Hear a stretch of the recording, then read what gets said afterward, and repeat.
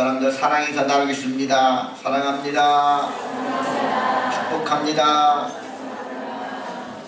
요전 말씀 베드로전서 4장 7절 말씀을 함께 큰 목소리로 읽어보겠습니다. 베드로전서 4장 7절 함께 읽습니다. 시작. 만물의 마지막이 가까웠으니 그러므로 너희는 정신을 차리고 근신하여 기도하라. 벌써 한 해의 끝자락에 와 있습니다. 달력을 넘기다 보니까 이제 딸랑 한 장이 남았고 오늘 11월 마지막 주일을 보내고 있습니다. 바둑에서 보게 되면 복기라는 것이 있습니다. 한 대국을 마치고 나게 되면 다시 한번 어떻게 이 바둑을 두었는지 바둑알을 다시 하나하나 되짚어 보면서 어디에서 실수했고 어디에서 돌을 잘못 놓았는지를 깨닫고 또 수련하는 과정 중에 가장 중요한 과정이 복기라는 과정이지요. 우리 인생도 참 복기가 필요합니다. 다시 한번 이런 피드백을 통해서 내가 올 한해를 잘 살아왔는지 인생을 내가 바르게 살아왔는지 되돌아보는 것도 대단히 중요한 인생의 삶의 요소라고 볼 수가 있습니다. 2019년 풍성한 은총을 많이 받았지만 또 되돌아보면서 내가 하나님 앞에 잘못된 것은 무엇이고 또 감사한 것은 무엇인가 되돌아보는 복기가 필요할 줄로 믿습니다. 이제 올해 가기 전 한 달을 남겨놓고 지난 11개월 동안의 일들을 복기해 봄으로써 남은 한 달 어떻게 보낼 것인가를 우리가 유추해 본다고 한다면 귀한 전환점이 되는 계기가 될 줄로 믿습니다. 오늘 말씀을 통해서 남은 한 달 우리가 어떻게 보낼 것인가 한 해를 복기해보는 시간 되기를 축원합니다. 첫째로 기도 생활은 어떻게 하셨습니까? 오늘 본문에 보게 되니까 만물의 마지막이 가까웠으니 그러므로 너희는 정신을 차리고 근신하여 기도하라고 말씀하고 있습니다. 특별히 마지막 때 근신해서 기도하기를 성경은 당부하고 있습니다. 한 해의 마지막 이 끝자락에서 다시 한번 지난 1년을 돌아보면서 우리의 기도 생활과 어떠했는지 살펴볼 수 있기를 원합니다. 그리스도인이라고 한다면 기도가 얼마나 중요한 것인가는 너무나 다 잘 알고 있습니다. 그래서 한 번 정도는 꼭 내가 한번 기도를 해봐야지, 내가 정말 기도를 한번 해야 되겠다, 그런 다짐과 결단들을 해 보았을 것입니다. 그런데 기도는 이런 것이다, 기도는 이렇게 하는 것이다, 이론적으로 많이 알고 기도에 대해서는 해박한 지식을 가지고 있다 하더라도 실제적으로 기도를 하지 아니하면 아무 소용이 없다는 것입니다. 기도해야만 된다는 것이지요. 기도는 우리 생활에 참으로 중요합니다. 기도 생활은 신앙의 성숙을 좌우한다고 볼 수가 있습니다. 기도 생활이 없이는 영적 승리를 맛볼 수가 없습니다. 왜 성경은 그렇게 기도를 강조하고 있는 것일까요? 우리의 신앙의 삶은 영적 전투이기 때문입니다. 그렇기 때문에 우리 예수님께서도 기도에 대해서 여러 번 제자들에게 가르쳐 주셨습니다. 또 제자들도 예수님 기도를 어떻게 하는 것입니까? 기도에 대해서 묻기도 했습니다. 그때 주님이 주신 것이 바로 주기도문이지요. 이렇게 기도하는 것이다, 그리고 이러한 방법으로 기도하는 것이다, 늘 기도를 강조했으면서 뿐만 아니라 예수님이 새벽을 깨어 기도하셨고 철야 밤새워서 주님은 기도하시기도 했습니다.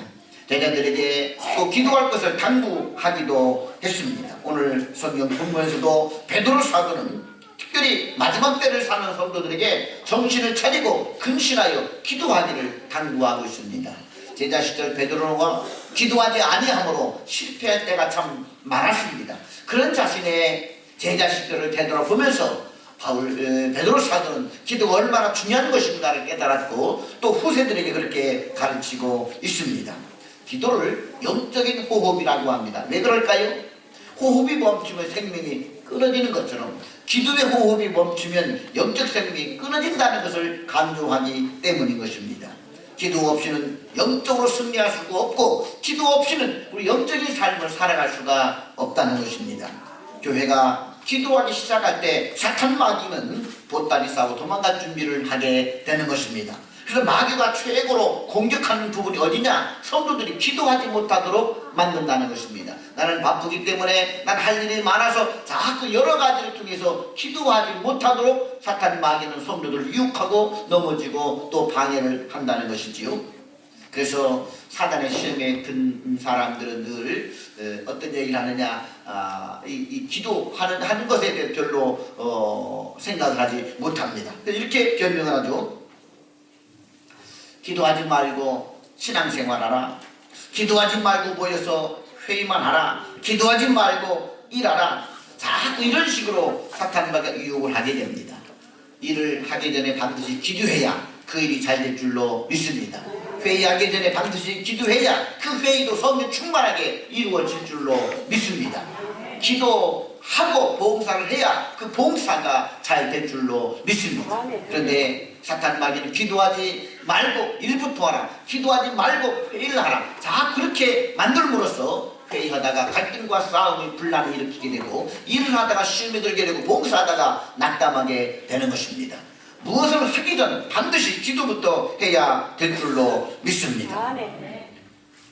그리스도인들이 잠들면 민족도 잠이 들게 됩니다. 그리스도인이 잠들면 나라도 망하게 되는 것입니다. 반면에 그리스도인이 깨어서 기도하게 되면 민족도 깨어나게 되고 나라도 발전하게 되어지게 있습니다. 그러므로 기도하는 성도가 있는 가정은 하나님이 그 가정에 복을 주시고 기도가 잠든 성도의 가정은 여러 가지 문제로 휘말리게 되는 것입니다. 우리 교회가 기도하는 교회가 되길 축원합니다. 내 집은 만민의 기도하는 집이라고 주님이 그렇게 강조를 했습니다. 하나님의 집 교회는 바로 기도하는 것이 되어야 됩니다. 기도가 끊이지 않는 교회, 기도가 끊어지지 않는 가정, 기도가 끊어지지 않는 민족은 희망이 있습니다. 우리 교회가 다시 한번 기도의 불이 불어붙을 수 있기를 주님의 이름으로 축원합니다. 지난 1년을 살아오면서 여러분들은 기도 생활을 어떻게 하셨습니까? 어떻게 축복의 통로로서 여러분들 가정의 등불로서 얼마만큼 기도로 깨어 있었고 기도의 사명을 감당해 오셨습니까? 다시 한번 새벽을 깨어 기도하기를 원합니다. 다시 한번 처리하며 기도할 수 있기를 주님의 이름으로 축원합니다.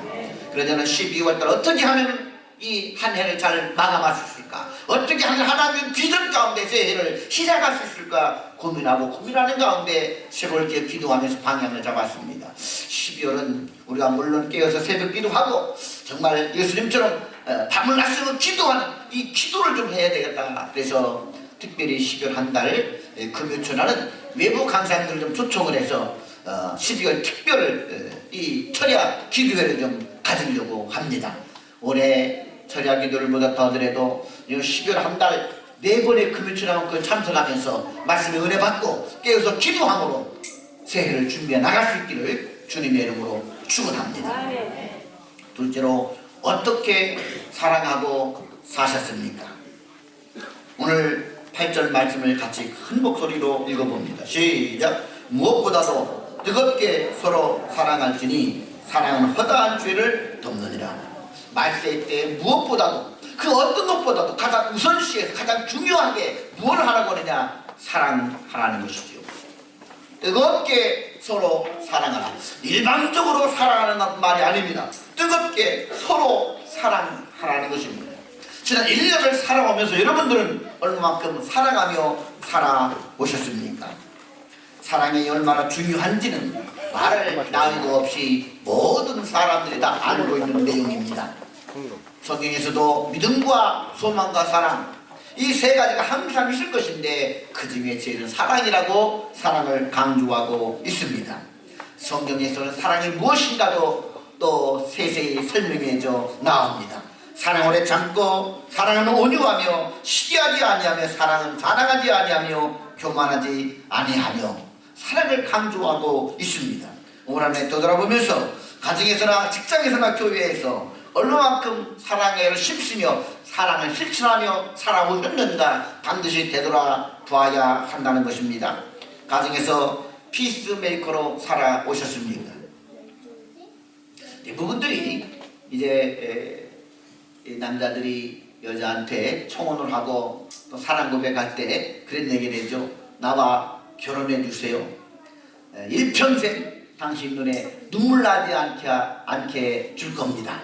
항상 웃음과 기쁨만 있게 만들어 줄게요 하면서 청혼을 합니다. 저도 결혼하기 전에 제 아내 그렇게 약속을 했어요.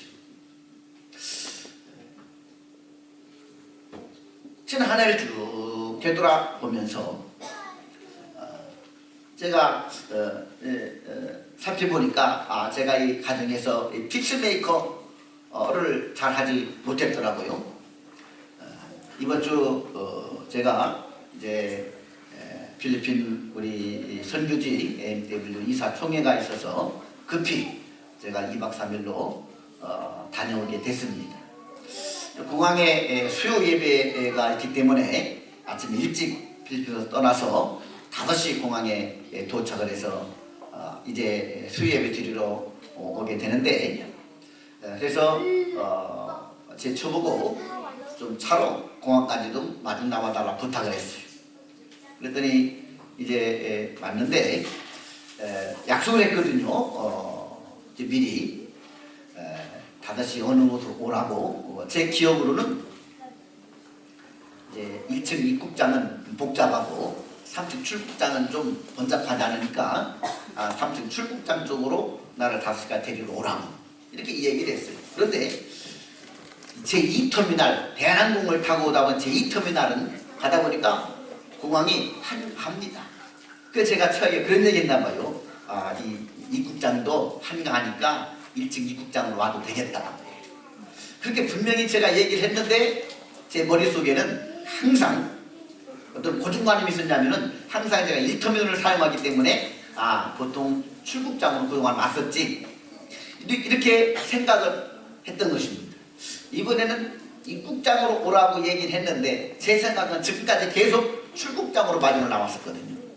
나도 모르게 짐을 이제 맡기지 않고 짐도 가지고 타고 내리자마자 빨리 수요예배에 참석해야 되니까 뒤도 안 돌아보고 막 헐떡이면서 공항을 빠져나왔습니다. 5분도 안 걸리게 빠져나왔어요. 그리고 나도 모르게 아무 생각 없이 1층 입국장에서 엘리베이터를 타고 3층 출국장으로 올라갔어요. 올라가서 또 동남아 갔으니까 여름 옷 입고 왔지 않겠습니까?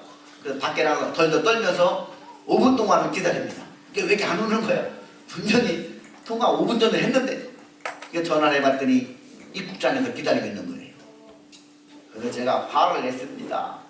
3층 출국장에서 기다려야 되지 왜 1층에서 기다리느냐고. 내 추워서 동태가 돼가지고 오늘 어떻게 설교를 하게 되냐고 말이 하면서 막 화를 내면서 다시 입국장으로 내려갔어요. 내려가서도 마중 나온 고마운 것은 얘기하지 않고 늦으면 어떡할까 염려해가지고 양복까지 다 싣고 왔더라고요. 근데 거기에 대고 왜 3층에서 기다렸느냐고 기다려야지 1층에서 기다렸느냐고 그렇게 가면 어떻게 되냐고 그때 뭐라고 그러냐면은 분명히 출발할 때 한가하니까 입국장으로 와도 된다고 했는데 왜 그러냐면 나는 그런 얘기 한 적이 없다고 막 고집을 부렸죠. 우리 집안에 고집이 좀 있습니다. 제가 좀 고집이 좀 있습니다. 그래서 오면서 가만히 생각해보니까 내가 입국장 오라고 했더라고요.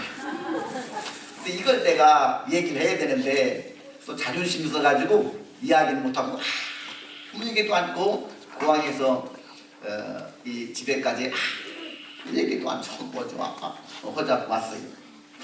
그날부터 좀 뭔가 기류가 심상하더라고요. 그래서 제가 하루 동안 말도 안 있다가 이튿날 제가 사과를 했죠. 그랬더니 당신은 항상 지금까지 그런 식으로 해왔다고. 항상이라는 말에 얼마나 충격을 받았는지. 그래서 제가 사과를 했더니 제 눈에는 얼마나 서러웠던지 눈물을 뚝뚝 흘리는 거예요. 그 눈물을 보면서 내가 그날 제가 오늘 메시지를 준비한 날이니까 내가 과연 피스메이커로 살아왔는지 내가 결혼하기 전에 안 내면 눈물을 흘리지 않겠다고 약속했으면서 오늘 또 이렇게 사소한 일로 눈물을 흘리게 한 제 맏딸 하은이가 그럽니다. 아빠 때려지는 사과는 사과가 아니야. 더 빨리 사과해야 돼. 이제 나중 이제 딸들로부터도 설교 듣습니다. 이 굳은 마음, 이 고집스러운 마음, 이 작은 이 고집이, 작은 자존심이 얼마나 상대방에게는 상처를 주고 그렇게 답답하게 만드는 그런 사람인가 다시 한번 생각해 보게 되었습니다. 여러분, 지난 1년을 살아가면서 여러분들은 과연 사랑하며 살아오셨습니까? 우리 한번 되돌아볼 수 있기를 주님의 이름으로 축원합니다. 교회에서도 작은 실수가 있을지라도 용납하고 격려해 주며 마음을 모아 일을 하셨나요? 아니면 서로 말 한마디 태도 하나를 문제 삼아서 갈등을 일으키고 오해를 불러일으키며 힘들어하고 그렇게 살아오지는 않으셨는지. 사랑하며 살기는 짧은 세상입니다. 그리고 하나님께서 우리를 먼저 사랑하게 해주신 것은 이 세상에서 주님의 사랑을 전하고 이 주님의 사랑을 실천하고 살라고 주님께서 그렇게 우리를 사랑하여 주셨습니다. 우리는 지난 한 해를 되돌아보면서 과연 내가 꼭 사랑해 줄 사람들, 사랑이 필요한 곳에 또 사랑이 있어야 될 곳에 사랑하며 살아오셨는지 다시 한번 되돌아볼 수 있기를 주님의 이름으로 축원합니다. 구절에 보면 사랑은 형제를 대접하는 것으로 나타나고 있습니다. 우리 같이 구절 읽어보겠습니다. 시작. 서로 대접하기를 원망 없이 하고 서로 대접하라는 말이죠. 여기서 대접하다는 말은 나그네에게 사랑을 베풀어 준다라는 뜻이 담겨져 있습니다. 초대교회 시대 박해를 피해서 직장을 잃고 고향을 잃고 또 돌아다니는 이리저리 피해 다니는 디아스포라 성도들이 많았습니다. 이들은 주님 때문에 나그네된 성도들입니다. 이들을 잘 대접해 주라는 것입니다. 또 여기서 나그네란 복음 전도자를 말합니다. 이 도시 저 도시 옮겨다니면서 사도 바울처럼 복음을 전하는 전도자들이 많았습니다. 이런 형제들을 서로 대접해 주라는 것입니다. 아브라함도 손님을 대접하다가 천사를 대접하게 되었고 하나님으로부터 그 축복을 받게 되었습니다. 손님을 대접하는 것은 천사를 대접하는 것 같이 복을 받는 일인 것을 우리들에게 전해주고 있습니다. 사랑과 손님 대접은 비례한다라고 볼 수가 있습니다. 목원들과 새가족들을 사랑으로 대접하는 그런 일도 얼마나 귀한 일인지 모릅니다. 요즘 자기가 좀 오픈하려고 하지 않습니다. 그러나 목자들이, 동역자들이 자기가 오픈하고 또 목원들과 새로운 가족들을 모셔서 차를 대접하고 밥을 함께 먹으면서 이렇게 베풀고 대접한다는 것은 사랑이 아니고는 할 수가 없는 일입니다. 하나님께서 이렇게 섬김을 다하는 성도들을 사랑하시고 그 가정에 하나님이 친히 임재하셔서 그 가정에 복을 주시는 줄로 믿습니다. 무엇보다도 서로 대접하라고 서로라는 말을 강조하고 있습니다. 일반적으로 대접하라는 말이 아니라 서로 대접을 하라는 이야기지요. 요즘 성도들은 요즘 또 시대 사람 이렇게 이야기합니다. 남으로부터 대접도 받기 싫고 나도 남을 대접하기 싫다. 나도 대접받고 받지 않고 나도 대접하기 싫다. 이렇게 세상이 좀 드라이하게 좀 뭔가 좀 그 얼어붙고 메마른 삶을 살아가는 사람들이 있다는 것입니다.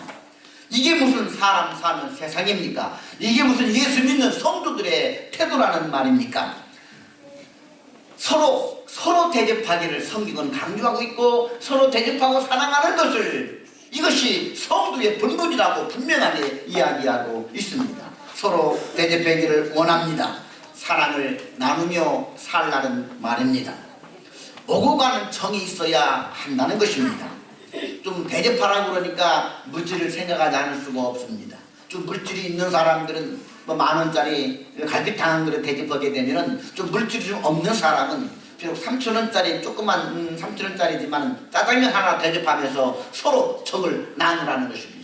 액수가 문제가 아니라 그 섬김 속에 내 중심과 사랑과 배려가 담겨 있으면 그것이 바로 따뜻한 사랑의 대접이 되는 것입니다.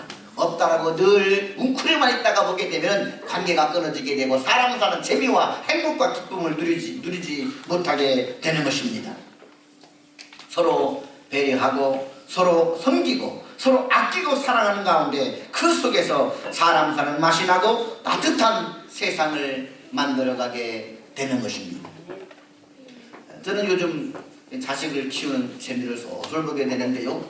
요즘은 두 딸들이 아빠 밥도 차려주고 또 이렇게 가끔 또 용돈도 줘요. 어제는 둘째 우리 하은이가 요즘 엄마 아빠 좀 사이가 좀 드라이했던 모양인지 어제는 그 엄마한테 전화를 했더라고요. 마침 제 옆에 전화기가 있었고 제 차는 방에 있었기 때문에 이렇게 보니까 둘째 딸 이름이 뜨는 겁니다. 얘가 엄마 전화 꺼내가지고서 제가 받았어요. 그랬더니 왜 아빠가 받아? 이럽니다. 왜? 아빠가 받으면 안 되겠더니 왜 전화했는데 날씨가 너무 좋아. 나 밖에 나와 있는데 엄마 보고 좀 밖에 나와서 야시도 좀 햇빛도 좀 쬐고 이렇게 같이 좀 이렇게 걷자고 내가 전화했어. 아빠는 바쁜 줄 알았지. 내가 항상 그런 이미지였구나. 아빠도 시간 있다. 아빠도 같이 나갈게. 그래가지고 나갔더니 딸이 마중 해주고 그래서 또 아빠 엄마를 화해시키려는 의도에서 공원을 가더니만 또 갈대밭 데리고 와 사진도 찍어주고 손잡고 포즈도 취해보라고 그러고 그러다 보니까 또 관계가 좋아지게 됐습니다. 비록 작은 것이지만 그래도 이렇게 자녀들이 부모의 사정감을 헤아려서 화해시키려고 하고 분위기를 돋우려고 하고 따뜻한 날씨를 좀 이렇게 쬐게 시키려고 하는 그러한 배려 그걸 제가 느낄 수가 있었어요. 이렇게 뭐가 큰 것이 아니라 작은 것을 통해서 배려와 존중이 있다는 사실. 아멘. 뭔가 이 세상으로 추구받는 그와 같은 마음들 이것이 필요한 줄로 믿습니다. 산에 가면 사람들이 야호 하면서 소리를 치죠. 보통 100명이면 90명 이상이 산에 정상에 가면은 꼭 야호를 외칩니다. 왜 그런지 압니까? 메아리를 듣고 싶어서 그래요. 산에 사는 메아리 뭐 하면서 우리 동요 있지 않습니까? 야호 하면서 쪽에서 야호라고 울려 퍼져요. 그런데 민둥산, 나무가 없는 산은 메아리가 없습니다. 산에 메아리가 살도록 나무를 심자라는 그런 내용들이죠. 자, 민둥산 같은 마음은요, 대답이 없어요. 저는 가끔 이제 이 카톡을 해보고 또 이렇게 문자도 줘봅니다. 저는 우리 성도들과 한번 소통을 좀 같이 해보려고 일주일에 한 번 정도는 우리 전 성도들에게 문자를 보냅니다. 그러면은요, 메아리가 이렇게 쳐서 오듯이 답장을 해주는 성도님들이 있습니다. 나는 장문을 보내도 그래도 한두 줄일 때도 이렇게 답장이 와요. 어떤 분은 간단합니다. 아멘. 아주 간단하게 오는 경우. 그런데 민둥산 같은 분들은 아예 답장도 없어요. 아니, 떠들어보지도 않습니다. 떠들어보지 않고 끝까지 보냅니다. 끝까지. 왜? 좀 소통을 좀 해보고 싶었어요. 모임에도 마찬가지죠. 목자 모임, 동역자 모임 또는 목장 모임, 이 모임도 있습니다. 있으면은 거기에 리더가 있고 팀원들이 있어요. 그러면 우리는 늘 불가피하게 못 참석할 때가 있습니다. 그러면 못 참석해도 꼭 사연을 말해주고 못 참석하는 분들이 많아요. 이런 일로 인해서 제가 이번 모임에 참석하지 못합니다. 이렇게 문자를 주든 아니면 알려옵니다. 이런 분들은 팀원들에 대해서, 리더에 대해서 배려와 사랑과 존중이 있는 예의를 갖추는 것입니다. 그런데 못 참석해도 아무런 이유를 말하지도 않고 말도 하지 않고 그저 못 참석하는 분들이 있습니다. 그러면은 그것은 리더와 팀원들에 대한 배려가 없는 마음이지. 우리가 다 이유가 있습니다. 그런 이야기들을 좀 이렇게 하는 것, 이것은 남에 대한 배려입니다. 꼭 내가 큰 물질로 뭔가를 해서가 아니라 그런 모임이라든지 그런 것을 상대방에 대한 존경, 또 섬기는 마음, 서로의 그런 사정을 이해해주는 마음, 이것이 바로 서로 소통인 것입니다. 말 한마디를 하더라도 마음의 존경과 중심을 담아 서로 대접하고 섬기는 우리 광명교회 성도들 다 될 수 있기를 주님의 이름으로 축원합니다. 세 번째로, 얼마나 봉사하며 살았습니까? 10절을 다 함께 읽어보겠습니다. 시작. 각각 은사를 받은 대로 하나님 여러 가지 은혜를 맡겨서 하는 천기같이 서로 봉사라. 세 번째로는 서로 봉사라고 말씀하고 있습니다. 하나님께서는 모든 사람들에게 각각 은사를 주셨습니다. 각각 은사를 받은 대로, 다른 말로 하면 은사 받지 않은 사람이 없다는 얘기죠. 누구나 다 은사가 있다는 것입니다. 그 사람의 재능과 능력, 달란트를 이야기하는 것입니다. 그래서 로마서 12장 6절에서는 우리에게 주신 은혜대로 받은 은사가 각각 다르니라고 말씀하고 있습니다. 하나님은 각 사람에게 맞게 능력과 그리고 재능과 달란트, 은사를 주셨습니다. 그 목적은 교회 공동체의 유익을 위해서 주셨다라고 말씀하고 있습니다. 그러므로 주님으로부터 받은 은사로 선한 청지기 같이 서로 봉사라고 말씀하고 있는 것입니다. 은사를 주신 목적은 사랑하기 위함이, 자랑하기 위함이 아니라 은사를 주신 목적은 교회를 유익하게 하기 위해서다. 하나님 나라 유익을 위해서, 공동체의 유익을 위해서 은사를 주셨다라는 이야기지요. 은사를 말할 때 몸의 지체로 비유합니다. 몸에는 눈도 있고 귀도 있고 코도 있고 입도 있고 손과 발이 있습니다. 이 모든 각 지체에는 그 지체에 맞는 은사와 달란트를 주었어요. 눈은 보는 은사가 있고, 입은 말하는 은사가 있고, 귀는 듣는 은사가 있고, 손은 뭔가를 쥐는 은사가 있고, 발은 뛰는 은사가 있습니다. 각 기능에 맞게 은사를 주신 것이지요. 그 모든 은사들은 자기를 위해서가 아니라 공동체의 유익을 위해서 주셨다는 것이지요. 늘 눈이 떠 있으면 눈이 피곤합니다. 그런데 내가 눈이 떠 있지 않으면 다리가 달릴 수 없고 손이 무엇을 만질 수도 없습니다. 입을 항상 돌리면 입이 아파요. 그렇지만 입으로 말을 해야 우리 몸에 살아갈 수가 있는 것이죠. 다리가 늘 움직이면 피곤합니다. 그러나 다리가 움직이지 아니하면 내 몸이 어디를 갈 수가 없습니다. 그 은사를 주신 것은 공동체의 유익을 위해 쓰라고 은사를 주신 것이지요. 자랑하라는 얘기가 아닙니다. 우리 교회가 이렇게 성자가 부흥할 수 있었던 것도 교회를 늘 은사를 다하여 봉사하고 섬기고 헌신하는 분들이 있기 때문임을 볼 수가 있습니다. 교사들의 수고가 있습니다. 오늘 우리 유치부생들이 얼마나 아름답게 활동하고 찬양했어요. 이들을 교육하고 가르치는 교사들 수고가 없이는 이렇게 될 수가 없는 것입니다. 또 성가대, 찬양단, 또 우리 반주로 섬기는 이들, 또 목자와 동역자들의 헌신, 이렇게 깨끗하게 성도로 섬기는 성도들, 식당에 봉사하는 분들, 또 차량으로, 또 주차와 안대로, 또 강단을 아름다운 꽃꽂이로, 또 새벽마다 깨어서 기도하는 사람들, 금시간에 기도하는 이들, 이와 같은 많은 이들의 헌신과 봉사와 사랑 속에서 교회가 성장하고 발전하고 있는 것입니다. 하나님 이와 같은 사람을 기뻐하시고 이와 같은 사람들의 헌신이 하나님 나라에서 해와 같이 빛나게 될 줄로 믿습니다. 당신의 그 섬김이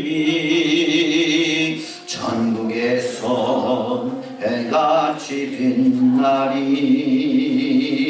당신의 그 겸손이 전국에서 해같이 빛나리. 당신 그 믿음이 전국에서 해같이, 당신의 그 충성이 전국에서 해같이 빛나리. 주님이 기억하시면 족하리. 예수님 사랑으로 가득한 모습, 천사도 흠모하는 아름다운 그 모습, 천국에서 해같이 빛나리. 아멘. 우리들의 섬김과 헌신이 천국에서 이렇게 해같이 빛나고 하나님도 잘 모아주셨다가 그 상급으로 내려 주실 줄로 믿습니다. 또 두 가지 오해가 있습니다. 하나는 계급으로 생각하는 것이고, 두 번째는 자리 지키는 것으로 안다는 사실입니다. 계급으로 안다는 얘기는 뭐냐, 직급을 받게 되면은 진급했다, 어떤 무슨 벼슬자리 한 자리 한 것처럼 받아들이는 경우입니다. 그래서 우리가 잘 알지만 직분은 결코 계급이 아닙니다. 벼슬이 아닙니다. 바로 섬김입니다. 교회에서의 직분은 바로 종으로 예수님처럼 나를 섬기라고 주는 것입니다. 남들이 별로 하고 싶지 않은 일들, 남들이 꺼려하는 일들, 그것을 나를 섬기는 것, 이 섬기라고 주는 것이 바로 직분인 것입니다. 우리 예수님께서도 제자들의 발을 씻기며 나를 섬기는 본을 보여주셨습니다. 내가 이 땅에 온 것은 섬김을 받으려 함이 아니라 섬기려 하고 많은 사람의 대속물로 주려 함이니라. 바로 교회에서 직분을 받는 것은 계급이 아니라 바로 섬기는 직분인 것을 알 수가 있습니다. 또 하나의 오해는 직분을 단지 자리 지키는 것이라고 생각하는 것입니다. 일하라고 준 직분이 자리 지키고 중요한 의결사항을 결정하는 것으로만 머물 때 얼마 못 가서 처음 마음을 잃어버리게 되고 변질이 되는 경우가 있다는 것입니다. 자리를 지키기보다는 그 자리에 어울리는 일을 찾아 하는 것, 이것이 바로 일꾼이요, 이것이 바로 직분인 것입니다. 열심히 뛰어다니며 섬기는 일을 할 때 자리 지키는 사람이 아니라 직분을 감당하는 진정한 직분자가 되는 줄로 믿습니다. 돈을 잘 버는 것도 은사 중에 하나입니다. 어떤 사람은 열심히 일을 해도 돈을 잘 벌지 못하는, 어떤 사람은 조금만 일을 해도 돈을 잘 버는 사람들이 있습니다. 남보다 수입이 많다는 것은 그만큼 하나님으로부터 돈 버는 은사를 받은 것입니다. 은사는 공동체 유익을 위해 쓰는 것이 은사라고 이야기했지요. 남보다 수입이 많은 사람들은 남보다 하나님과 이웃을 감사하며 기쁨으로도 섬기라고 주신 돈 버는 은사인 줄로 믿습니다. 그런데 돈을 하나님과 이웃을 위해서 사용하지 않고 모으기만 하는 분들이 있습니다. 이것은 하나님 앞에 큰 죄입니다. 불려지지 않는 노래는 노래가 아닌 것처럼 섬김을 위해서 사용되지 않는 은사는 은사가 아니라는 사실입니다. 하나님 우리가 주님의 몸된 교회를 세우고 또 세상을 섬기도록 하시기 위해서 우리에게 은사와 재능을 허락하여 주셨습니다. 그러므로 우리의 은사를 교회 사역과 이웃 섬김을 위해서 드리는 복된 성도들이 될 수 있기를 주님의 이름으로 축원합니다. 우리 사랑하는 성도 여러분, 저는 오늘 여러분들에게 11월 마지막 주일을 보내면서 그리고 딸랑 한 달 남은 딱 한 달을 남겨놓고 우리가 어떻게 하면은 2019년 한 해를 유종의 미를 거둘 수 있을까? 후회하지 않는 정말 기쁨이 되는 그런 한 해를 보낼 수 있을까? 생각하면서 나중에 복귀를 생각해 보았습니다. 지난 1년을 되돌아보면서 우리 적어도 3가지 면에서라도 오늘 본문의 기초에서 우리 인생을 복귀해 볼 수 있기를 바랍니다. 난 얼마나 기도하고 살아왔는지, 나는 얼마나 사랑하며 살아왔는지, 나는 얼마나 봉사하며 살아왔는지, 너는 근신하여 정신을 차리고 기도하라. 무엇보다도 서로 사랑하라. 각양 은혜를 받은 대로 서로 봉사하라. 이것이 마지막 때를 살아가는 성도들에게 주시는 주님의 말씀인 것입니다. 오늘이 3가지 주님의 말씀을 가슴에 새기면서 이번 한 주간 꼼꼼히 복귀를 인생을 복귀하면서 남은 한 달을 잘 준비해서 하나님 앞에 열매를 드리는 올 한 해가 될 수 있기를 주님의 이름으로 축원합니다.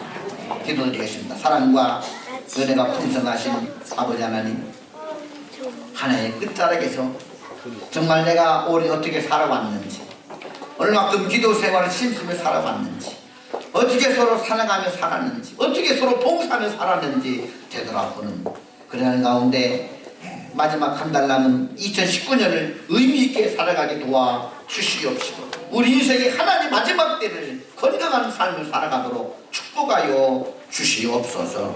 예수님 이름으로 기도하옵나이다. 아멘.